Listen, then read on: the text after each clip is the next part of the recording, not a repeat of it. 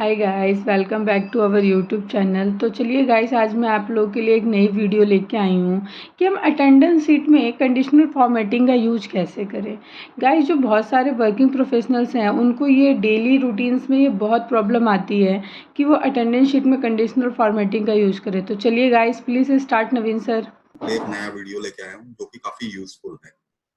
ये उन लोगों के लिए है जो कि ऑलरेडी अटेंडेंस शीट को मेंटेन करते हैं किसी कंपनी के अंदर, और अटेंडेंस शीट से रिलेटेड ये एक अच्छा वीडियो है। आप इसको देखिए कि इसके अंदर मैं कंडीशनल फॉर्मेटिंग का यूज करने जा रहा हूँ, और ये डायनेमिक कंडीशनल फॉर्मेटिंग है, किस तरीके से काम करती है। तो ध्यान दीजिएगा कि मैं इसमें क्या करने जा रहा हूँ। तो सपोज कीजिए कि मुझे एक एक 2020 से लेके 31/12/2020 तक के लिए एक अटेंडेंस शीट बनानी है, जिसके अंदर की मुझे डेटा वैलिडेशन के लिए कुछ पैरामीटर्स भी पास ऑन कराने हैं, और इसके अलावा मैं इसके अंदर एक अटेंडेंस लाइक कंडीशनल फॉर्मेटिंग का यूज करूंगा। तो चलिए स्टार्ट करते हैं कि ये किस तरीके से काम करेगा। तो सपोज कीजिए कि इसके लिए आप लोगों ने क्या करना है। सबसे पहले आप यहाँ पर 1/1/2020 करके एक डेट डाल दीजिए।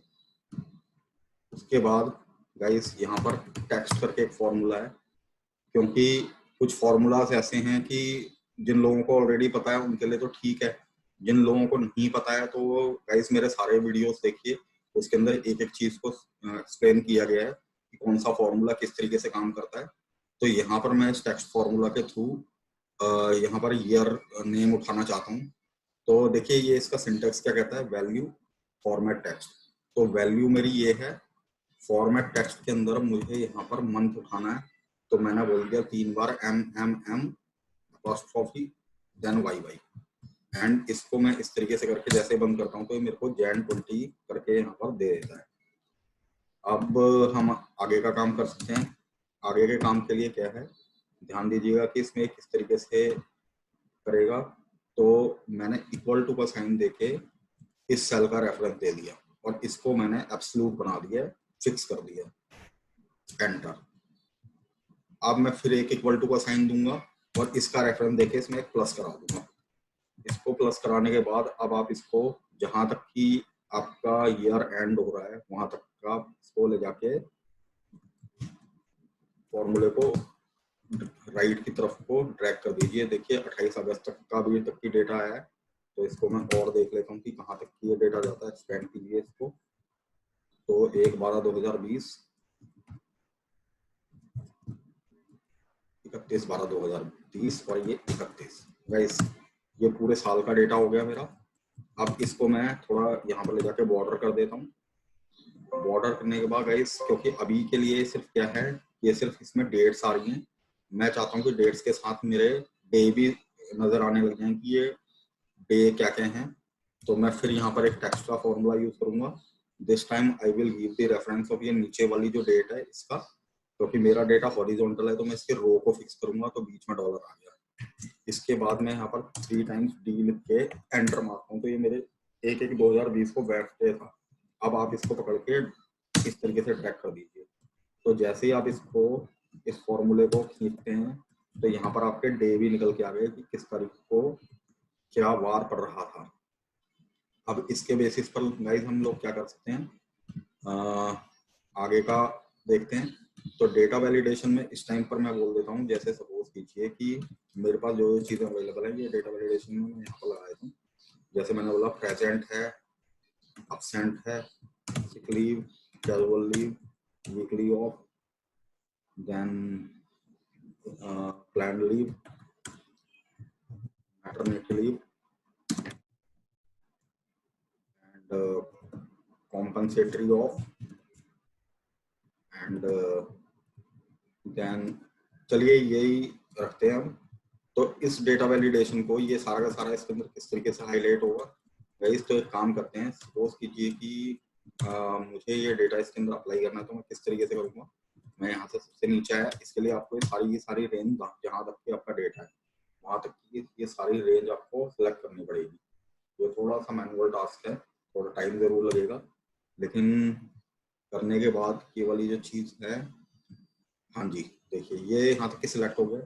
तो यहाँ पर जाने के बाद आप डेटा में जाइए। डेटा में जाने के बाद यहाँ पर ये मेरे पास डेटा वैलिडेशन करके टूल है, इस आइकन के ऊपर आप क्लिक कर दीजिए। डेटा वैलिडेशन पे क्लिक करके लिस्ट पे चले जाइए।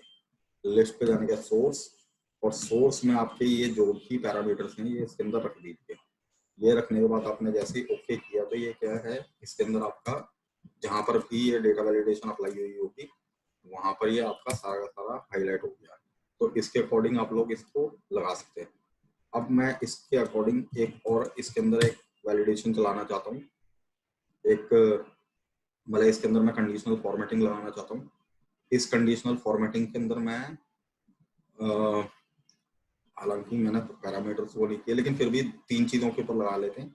जैसे मैंने बोला, कंडीशनल फॉर्मेटिंग के लिए आप लोग इस कंडीशनल फॉर्मेटिंग में चले जाइए, सबसे नीचे मैनेज रूल पे चले जाइए और ये न्यू रूल पे आने के बाद आप इस सेकंड ऑप्शन पे आइए और यहाँ पर सिलेक्ट कर लीजिए स्पेसिफिक टेक्स्ट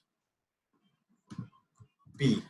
अगर अगर यहाँ पर जो भी बंदा पी सिलेक्ट करता है तो पी के केस के अंदर ये क्या करे, इसको ग्रीन कलर का हाईलाइट करके इसके फॉन्ट कलर को ये कर दे वाइट, तो इसका जो प्रीव्यू है वो ऐसा नजर आएगा। ओके, देन मुझे अभी अगले रूल भी लगाने हैं तो मैं डायरेक्टली अप्लाई या ओके नहीं करूंगा, नया रूल लगाऊंगा। नए रूल पे फिर मैं गया, मैंने स्पेसिफिक टेक्स्ट को सिलेक्ट करके मैंने बोल दिया ए का मतलब एब्सेंट है, और अगर बंदा एब्सेंट होता है तो एब्सेंट के केस के अंदर आप इसको रेड में हाईलाइट करा के इसका फॉन्ट कलर चेंज कर दीजिए वाइट, देन ओके। एंड इसके बाद तीसरा रूल लगाते हैं। तीसरे रूल में भी सेम स्पेसिफिक टेक्स्ट, और यहाँ पर जाके मैंने इसको बोल दिया, जैसे सपोज कीजिए कि बंदा वीकली ऑफ पे है, तो वीकली ऑफ के केस के अंदर हम लोग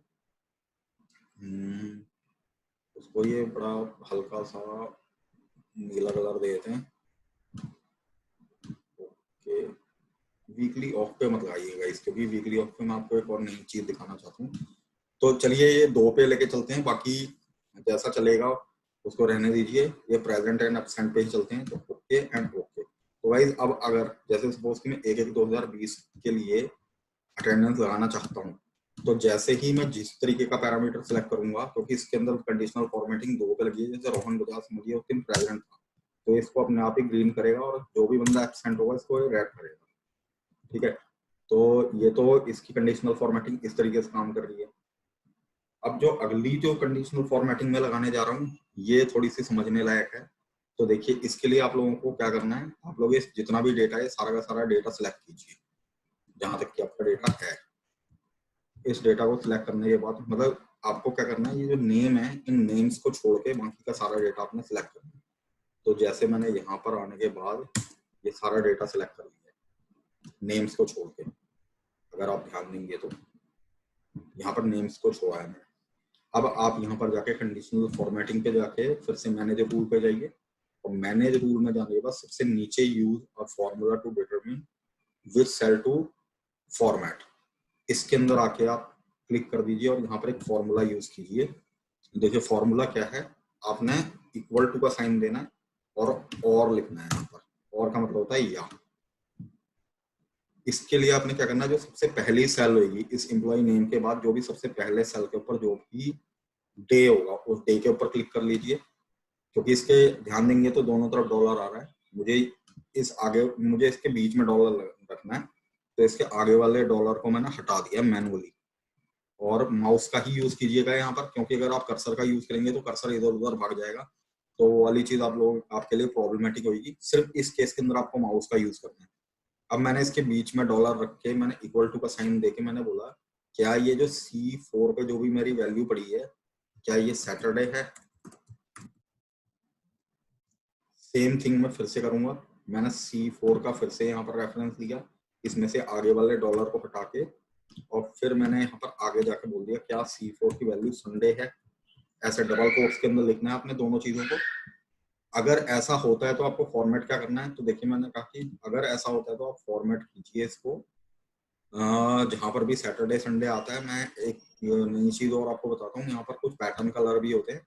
जैसे सपोज मैंने बोला कि इसका जो पैटर्न कलर है वो इस तरीके से होकर इसका पैटर्न कुछ इस तरीके का नजर आए, जैसा भी आपको चाहिए होता है।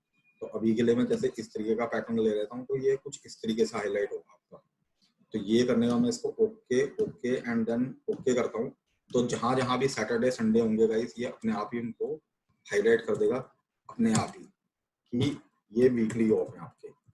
आप बंदे को मतलब कि ये इस चीज की चिंता करने की जरूरत नहीं है, वो बड़े आराम से इन सबको पकड़ के एक ही बार में वीकली ऑफ सिलेक्ट कर सकता है। जैसे मैंने यहाँ पर वीकली ऑफ लिख दिया, तो इस तरीके से एक ऑटोमेटिकली हम इस चीज को चेक कर सकते हैं कि हाँ जी कहाँ कहाँ मेरे वीकली ऑफ कर रहे हैं, बस उसके बेसिस पर आप अपना काम करते हैं। और देखिए ये कंडीशनल फॉर्मेटिंग ऐसी नहीं है, जैसे सपोज कि मैंने क्या किया, मैंने यहाँ पर आके इसको अगर मैं मैनुअली जैसे सैटरडे लिख देता हूँ, तो देखिए ये भी यहाँ पर अपने आप ही अप्लाई हो गया। तो डोंट टच दिस, ये जस्ट आपको समझाने के तौर पर था। अब इसके अंदर फ्लक्चुएशन मैं आपको दिखाता हूँ। जैसे सपोज कीजिए कि 1/1/2020 है, उसमें तो आपकी जनवरी पड़ रही है। अब जैसे मैंने बोल दिया कि अगर ये आपका फैब होता है अगर बाई चांस, तो देखिए ऊपर फैब हो गया, अब सैटरडे संडे यहाँ पर आ गया, यानी कि 1/2/2020 को मेरा सैटरडे था। तो अब देख लेते हैं मई आने वाला है, तो देखते हैं कि मई के अंदर मेरा क्या पड़ने वाला है। तो मैं अगर 1/5 कर देता हूँ और एंटर मारता हूँ, तो 1 मई को मेरा गाइस फ्राइडे पड़ेगा और सैटरडे संडे। देखिए ये फ्लक्चुएशन अपने आप ही इसके अंदर वो हाईलाइट करे जा रहा है कि वीकली ऑफ जहां जहां पर इसको मिलेंगे वहां वहां पर ये अपने हिसाब से काम करता जाएगा। तो गाइस इस चीज को आप यूज कीजिए, काफी यूजफुल चीज है। और अगर इनकेस आपको किसी भी तरीके की इसको करने में प्रॉब्लम आती है, तो नीचे कमेंट बॉक्स पे अपना कमेंट जरूर लिखिएगा, ताकि मैं उसको देखूं और देखते हैं कि अंडरस्टैंडिंग गैप कहाँ पर है। वैसे तो आपको इस वीडियो को देख के ही समझ में आ जाएगा कि किस तरीके से इस चीज को अप्लाई किया गया है। तो इसको यूज कीजिए अपने ऑफिस में, अपने अपनी लर्निंग के तौर पर। आई एम श्योर कि आप इस चीज से कर पाएंगे, लर्न कर पाएंगे इस चीज को। तो इसी तरीके से और भी मेरे पास कई सारे टॉपिक हैं। आप लोगों से रिक्वेस्ट है कि मेरे चैनल को आप सब्सक्राइब कीजिए, लाइक कीजिए, और अगर इन केस अगर आपको लगता है कि कुछ एक्स्ट्रा होना चाहिए, तो कमेंट बॉक्स पे अपना वैल्यूएबल कमेंट छोड़ना ना भूलिएगा। गाइस आज के लिए इस टॉपिक में बस यही था, इस चीज को ट्राई कीजिएगा। Thank you very much for watching my channel. Bye bye. Thank you so much guys, thank you so much for watching guys. Please like, share and subscribe my YouTube channel and press bell icon also. Thank you guys, bye bye.